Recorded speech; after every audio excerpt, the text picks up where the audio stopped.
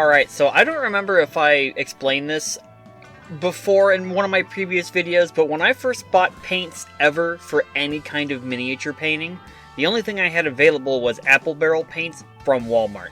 And so that is the majority of my painting experience. I now have a game store that has since opened up in town, and so I've been able to get good quality paints. And oh my god, it is game changing. I am blown away by what good quality paint can do.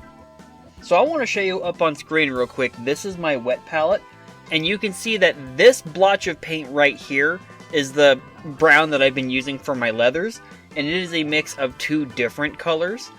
And I need to point out how much I lucked out with the new Warhammer paint, which is this color right here. It is almost a perfect match right out the bottle. I will take it. I will take it to the ends of the earth. That is perfect. Oh my god. Kinda hate that I am not a good painter working with not good tools, because this is taking a lot longer than I would have liked. But today's painting session is working on all of the browns.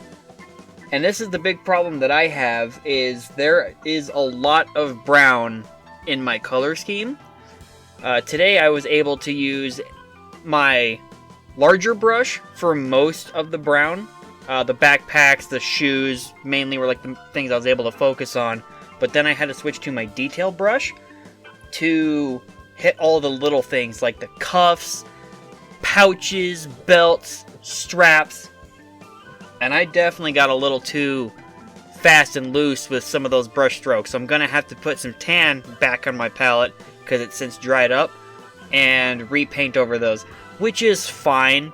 If you're going to do tiny little details, it's better to just slather the tiny detail on first and then paint over around the spot you actually want painted. I have a previous video, it was Paint Your Minis, that shows me painting with the apple barrel green paint that I've been using. And I really like that paint because I want more like saturated colors on my minis. And I've yet to find a green that matches. And you can see how much I struggle with the coverage using that paint. It took like 3 or 4 coats going over the same spot and waiting for it to dry before I was able to get good, consistent color. And then it's so many layers of paint that cakes over details. Whereas this Warhammer paint, I just dip my brush in the water just a little bit, rub it in, dip it in the water, rub it in just a little bit.